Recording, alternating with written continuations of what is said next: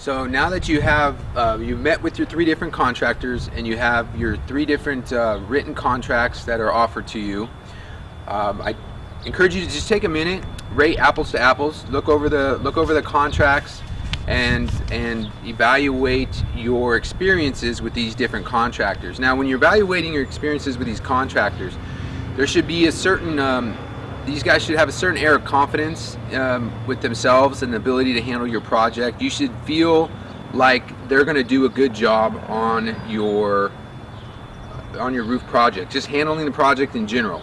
Some of the things to consider is like how well did they listen to you? Because when a roofing contractor comes out to your house, he has an agenda of what he wants to accomplish. Obviously, take off the shingles, install new shingles. But you have agenda as well, such as, you know, certain rose bushes you want protected, or like we talked about, an RV near the house that you want protected, or maybe you want a skylight installed or a sun tunnel, or just little issues that you particularly have because you know your house and you know your property. So question one, did they hear you? Did they listen to you? Did they offer suggestions on how they're going to handle certain circumstances? And that a lot of these things, details of how they're going to handle your project, should also translate over to your contract.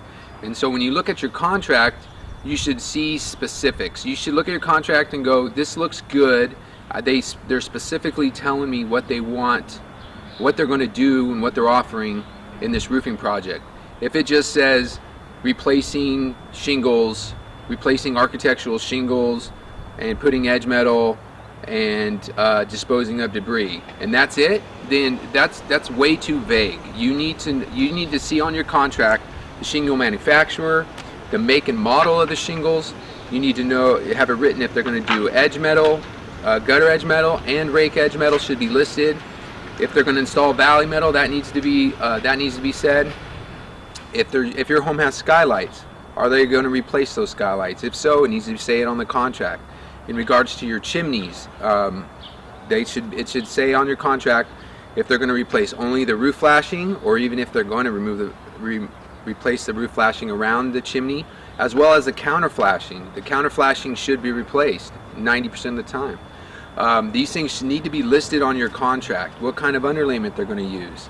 What kind of fasteners they're going to use. The bottom line is you want to take out as many assumptions as possible.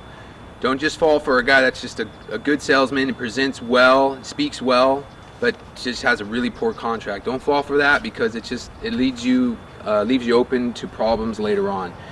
I would much rather go with somebody that doesn't necessarily present himself very well, but writes up a dynamite contract.